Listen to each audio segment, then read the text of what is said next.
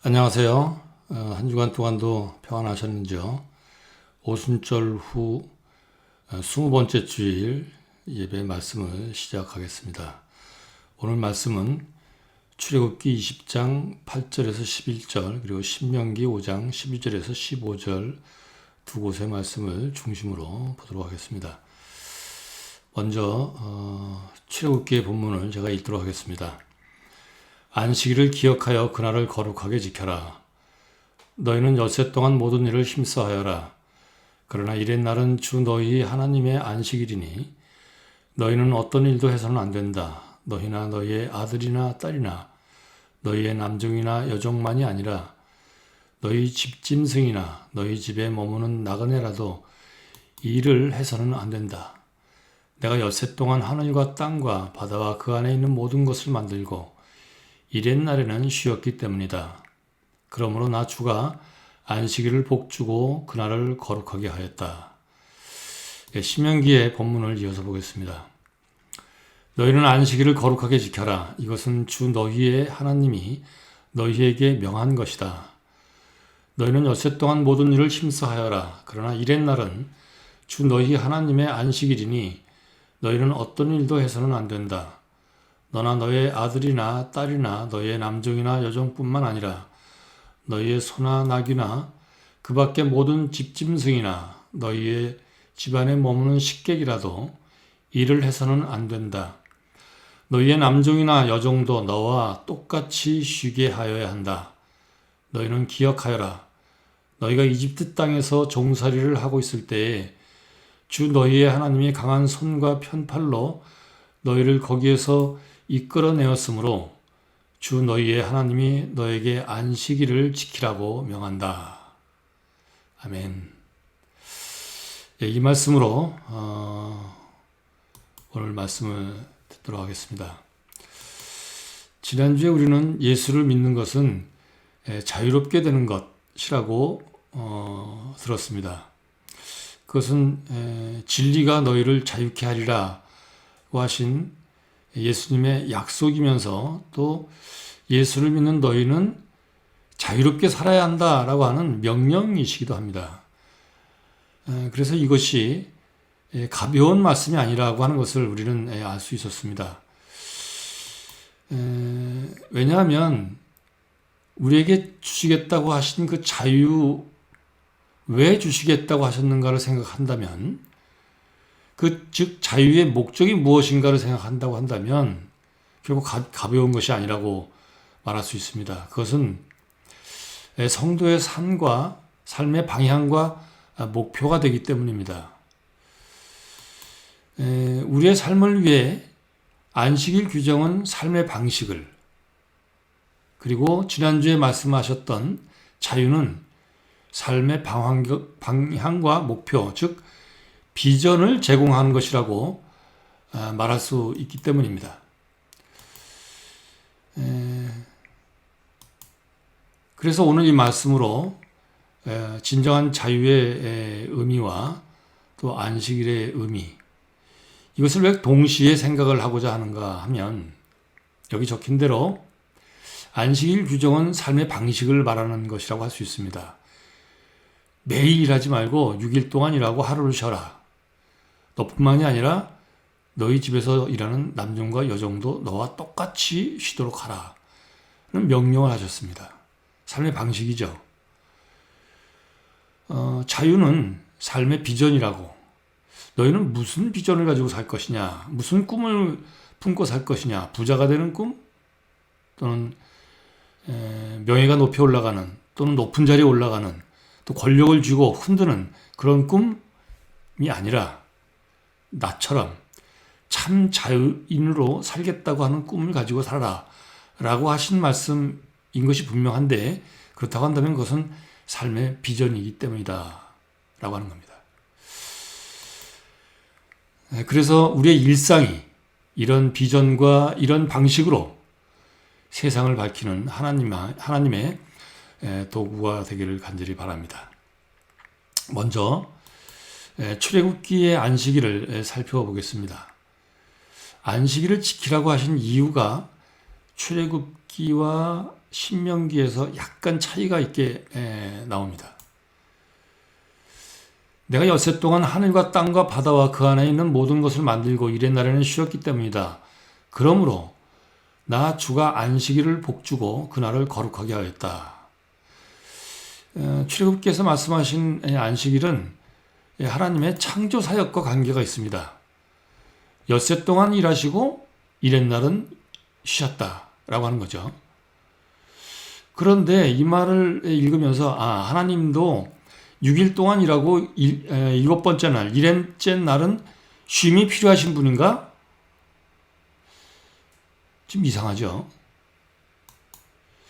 누가 쉼이 필요하다는 말인가라고 하는 겁니다. 하나님이 쉼이 필요하다는 말씀인가? 아니면 하나님이 창조하신 창조의 세계에 있는 모든 피조물들이 일곱째 날에는 쉼이 필요하다는 말씀인가? 시편에 보면 이스라엘을 지키시는 분은이라고 되어 있지만 짧게 그냥 하나님은 졸지도 않으시고 주무시지도 않는 분이다 라는 말씀이 있습니다. 그렇죠. 그러니까 하나님이시죠.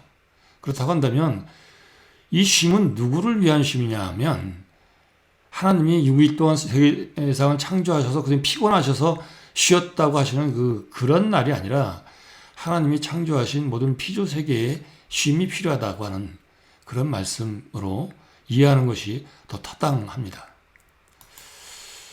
그러면 피조물들에게 왜 쉼이 필요할까요? 우린 왜라고 하는 질문을 자주 하긴 합니다만 답이 없는 왜가 많습니다. 피조물들에게 왜 쉼이 필요할까요? 간단합니다. 답은 하나님이 그렇게 만드셨으니까.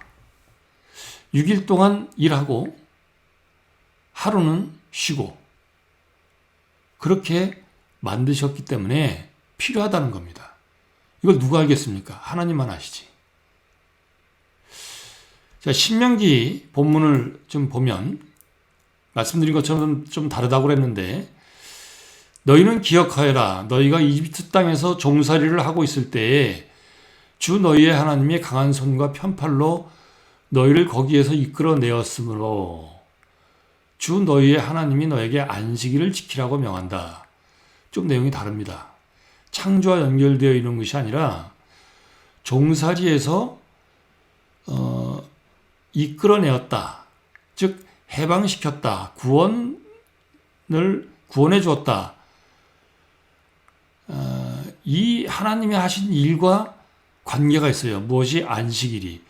너희는 기억하여라. 이 사건을 기억하는데 그래서 무엇을 하라고요? 안식일을 지켜라. 이겁니다. 해방과 연관이 있습니다. 구원과 연관이 있죠. 하나님의 해방을 기억하고 지키라고 말씀하십니다. 종살이에서 해방시켜 주셨죠. 왜 그랬을까요? 왜 출애굽기에서는 창조와 연관이 있는 것처럼 이렇게 말씀하시고 또 신명기에서는 해방과 연관이 있는 것으로 말씀을 하신 것일까요? 그것은 인간의 삶의 상황이 변했기 때문입니다. 이거에 대해서는 다음 장에서 조금 더 자세하게 말씀을 나누겠습니다. 한마디로 이때는 하나님이 창조하신 것만 알려주시면 됐어요. 어떻게? 내가 세상을 6일 동안 일하고 하루를 쉬게 창조했다 라는 말씀입니다. 근데 이 말을 안 들었겠죠, 당연히. 그래서 상황이 바뀌었는데 어떤 상황으로 바뀌었는가 하면 하나님이 직접 해방을 시켜야 할 정도로 상황이 악화된 겁니다. 자, 이것을 간단하게 다시 한번 정리를 해보겠습니다. 결국엔 일과 연결이 다 돼 있는 것인데 안식일이라고 하는 것은 출애굽기 명령의 배경은 사람이 6일 동안 일하고 하루를 쉬라고 하는 말씀을 이해를 못했습니다. 또는 잊었거나 또는 고의로 안 들었거나 어쨌든 쉬지 않고 일을 했어요. 그래서 사람도 자연도 피폐해져 갑니다. 하나님이 다시 내 창조의 질서를 이야기를 해줘야 되겠다라고 작정하시고 말씀해 주신 겁니다. 그래서 멈춰라. 6일 동안만 일하고 7째 되는 날은 모든 것을 멈춰라. 라고 말씀하신 것이죠. 그런데 신명기에서는 그 말씀하신 배경이 상황이 바뀌었다고 그랬습니다. 사람 사이의 관계가 깨어졌어요. 어떻게 깨어졌는가 하면 하나님이 종살이를 하는 히브리인들을 바로의 손에서 강압적인 방법으로 구출을 해내야 할 정도로 주인과 종, 지배자와 피지배자와 같은 것으로 관계가 깨어진 겁니다. 빈부, 강약, 고저, 사람 사이에 생긴 것들이에요, 이게 신분이 됩니다. 그리고 그 신분에 지배를 당합니다. 이 상황이 여기까지 온데 결정적으로 영향을 준 것이 무엇인가? 바로 일이라고 하는 겁니다. 사실 일은 하나님이 사람에게 주신 은총입니다. 그런데 하나님의 은총을 인간의 욕심이 재앙으로 바꿔버린 거죠. 마치 풍성하고 모든 것이 가득 차 있던 에덴 동산을 저주의 땅으로 만들어버렸던 인간의 교만과 오만이 여기에도 적용이 된 거죠. 결국 그래서 하나님이 똑같이 만들어 놓은 사람들 사이에 계급을 만들고 지배하고 지배당하고 주인이 되고 종이 되고 하는 상황까지 악화가 된 거죠. 자, 이런 안식일에 대해서 예수님은 뭐라고 하셨는가? 잘 알고 있는 말씀이지만 다시 한번 확인하는 의미에서 말씀을 나눠보겠습니다. 마가복음에 있는 본문인데요. 2장 27절에 그리고 예수께서는 그들에게 말씀하셨다. 안식일이 사람을 위하여 생긴 것이지 사람이 안식일을 위하여 생긴 것이 아니다. 마가복음 3장 4절 그리고 예수께서 그들에게 말씀하셨다. 안식일에 선한 일을 하는 것이 옳으냐 악한 일을 하는 것이 옳으냐 목숨을 구하는 것이 옳으냐 죽이는 것이 옳으냐 그들은 잠잠하였다. 사실 여기 있는 이 말씀은 지금 교회를 다니고 있는 사람들 가운데서도 이 말씀을 듣고 이거 말이 좀 안 되지 않나? 좀 지나친 말씀 아닌가? 라는 생각을 할 수도 있는 그런 말씀입니다. 왜냐하면 우린 주일은 누구를 위한 날이라고 그래요? 하나님을 위한 날이라고 그러잖아요. 근데 예수님은 안식일이 주일이 사람을 위하여 생긴 것이지 사람이 안식일을 위하여 생긴 게 아니다. 하나님 어디 가셨지? 이런 생각을 할 수도 있다고 하는 거예요.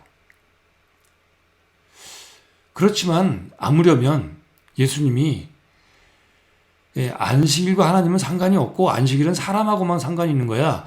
이런 뜻으로 말씀하셨겠을까요? 그런 것은 절대로 아닐 거라고 봅니다. 그럼 이 말의 뜻이 무엇이냐고 하는 거예요. 이 말 뜻을 이해하는 것은 하나님을 위한다고 하는 것, 하나님을 섬긴다고 하는 것, 그것이 무엇이냐라고 하는 것을 이해하면 이것은 쉽게 이해가 됩니다.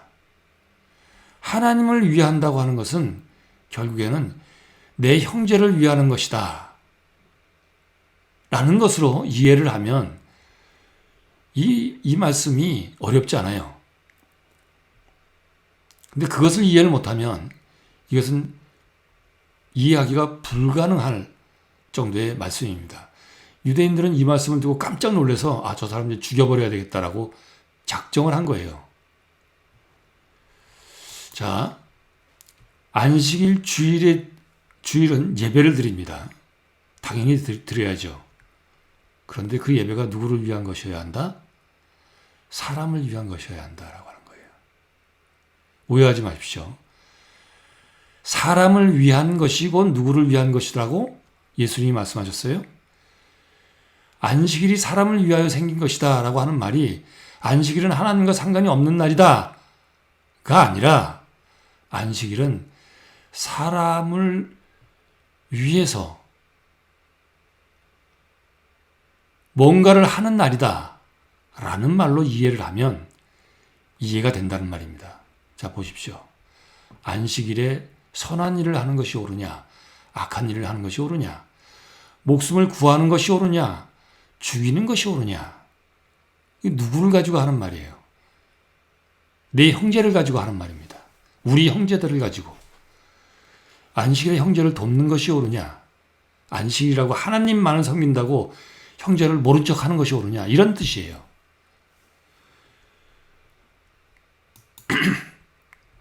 결국 안식일은 누구를 위하는 날이고 무엇을 하는 날인지 그걸 알아야 한다고 하는 겁니다. 그걸 아는 것이 안식일이 진짜 무슨 날인지를 아는 것이다.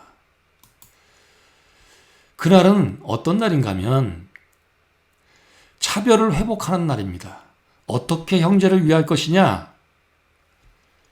6일 동안 열심히 일했잖아요. 능력에 따라서 가지게 된 것이 다 다릅니다. 하나님이 그것을 방해하지 않으세요. 그걸 다 거두어서 똑같이 나누어 줘야 되겠다. 그렇게 안 하십니다.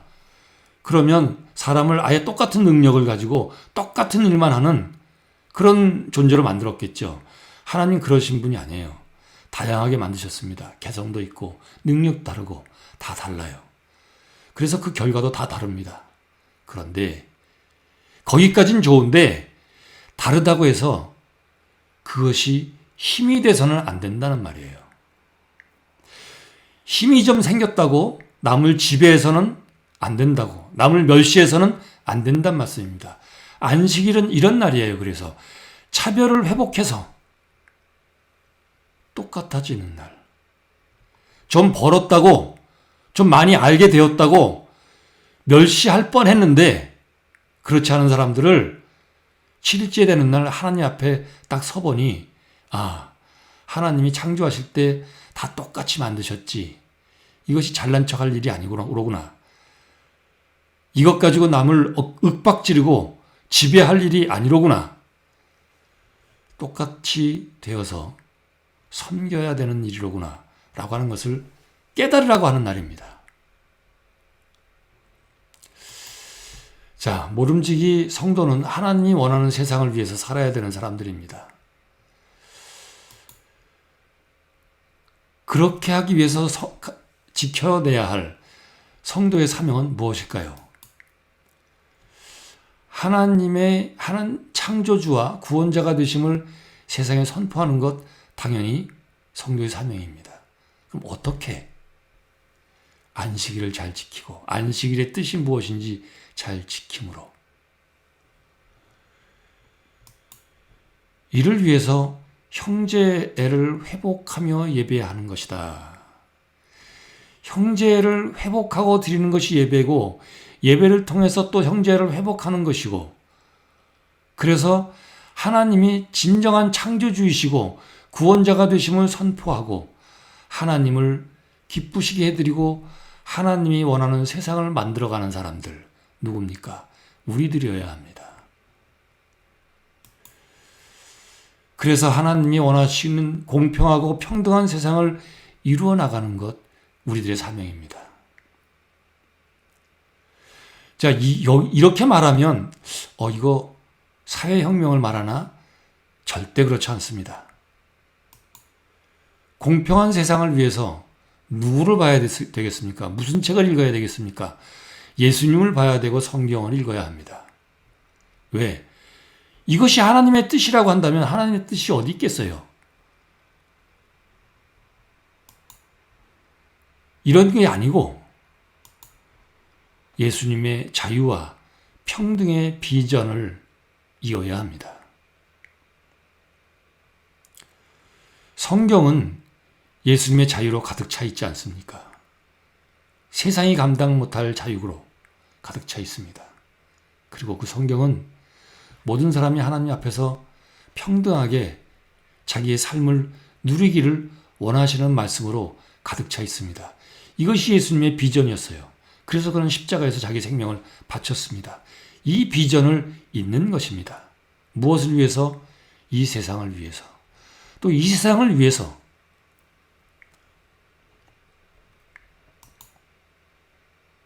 어떻게 하면 이을까요? 빚진 자의 마음으로 일하고 감사로 나누면 됩니다. 예수님이 이 땅에 오셔서 예수님처럼 큰 책임감을 느끼신 분은 없었을 것 같아요. 오죽하면 자기의 생명을 바쳤을까요? 이 세상을 위해서. 6일 일하고 하루를 쉬면서 너희가 하나님 앞에서 똑같은 사람인 것을 다시 기억해내어라 라고 했지만 말을 안 듣습니다. 해방을 시키셨어요. 너희가 말을 안 들으면 내가 강압적인 방법으로라도 해방을 시키겠다.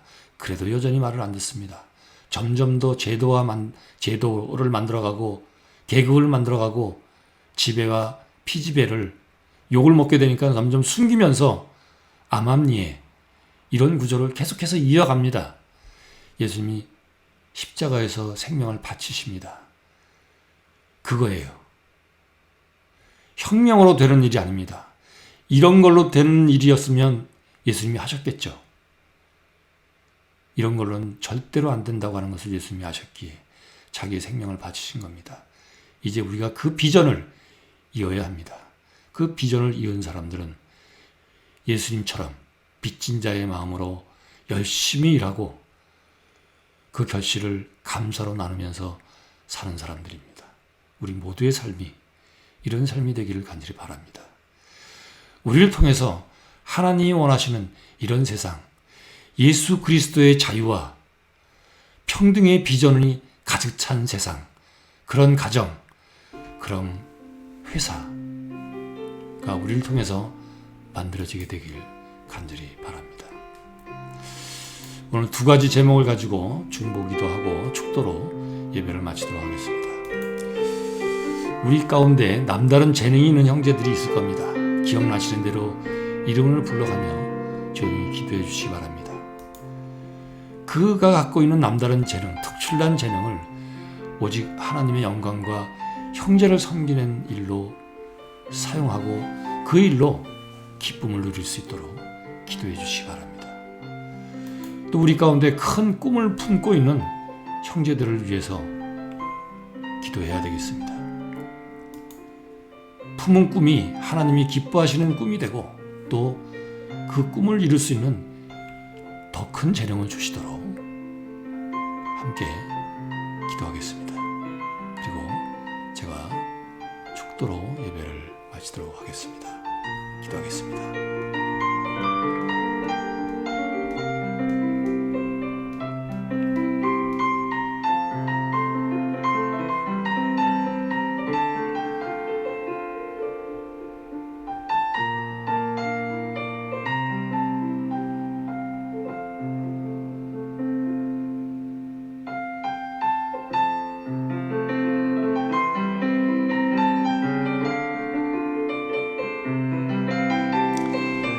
예수님의 이름으로 기도합니다.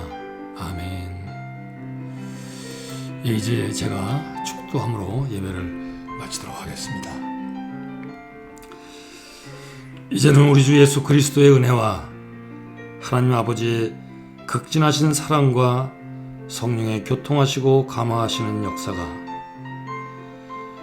주님의 자유와 공평을 나의 비전으로 삼아 열심히 일하고 기쁨으로 나누며 세상을 밝히는 빛이 되겠다고 다짐하는 주의 귀한 자녀들과 이들의 가정 또 사업 위에 코로나로 큰 고통에 빠진 온 땅에 위로와 치유와 회복이 충만하기를 간절히 축원하옵나이다. 아멘.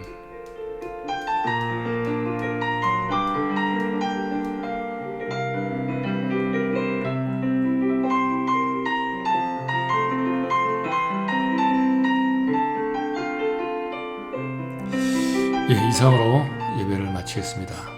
한 주간도 주님 안에서 평안과 승리를 누리시길 간절히 바랍니다.